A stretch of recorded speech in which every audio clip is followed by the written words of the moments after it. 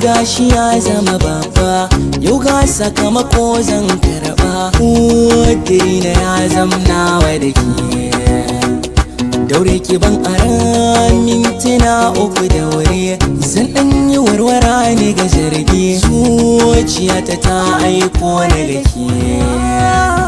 Na so ganin ki zan furta so, ga babu tabbacin zaki so, amma sarai na zuciyata ya mata fuska ta bayyana. So ne yake ta sukar zuciya, ga jiki duka ya gajiya. Hanyar da za na samu sauki ɗaya ce sirrin gakiya na zayyana. Gane gaban ki tauraruwa, samun haske cikin idanuwa, ko za na samu nutsuwar kwakwalwa, manufata na bayyana. Kina da duk zubin a soki ne, ba wai ziga nake ba haka ne. Tun ba idan kika yi murmushi ba, hankali na fita yake na tsoguna. Wanda abin da zan ta miki ra'ayi, inda so an fada siyan sa ba a yi.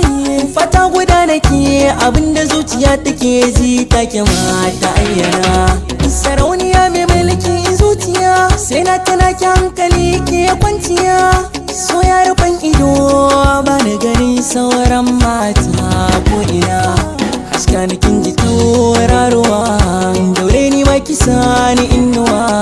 Jijiyar ni daɗi na so zamar kawana sani na ɗanɗana. Jiki da zuciya na ki ne, kwarai na kike biɗa zan baki ne. In dai a gona ne, kin wuce duka matsayin abin da rai za ya ayyana.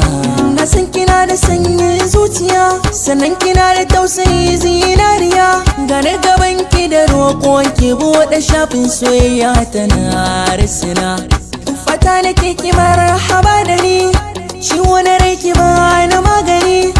Da na rasa ki babu wani bigire da rayuwa ta zana jingina. Ki gane ni ina ji da ke, gare ni babu tamkar yake. A zuciya in ba san ki ba, babu kawarar wata ya da zana adana.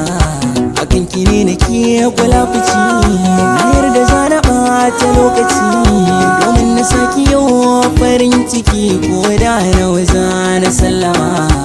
Ga saƙo daga zuciya kai tsaye zan baki shi, mai kawanar ki kamar ni duniya san babu shi.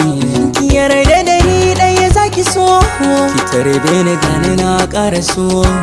Tauraruwa sai ta hasken ke kai na ma haske ko ina tare da ke.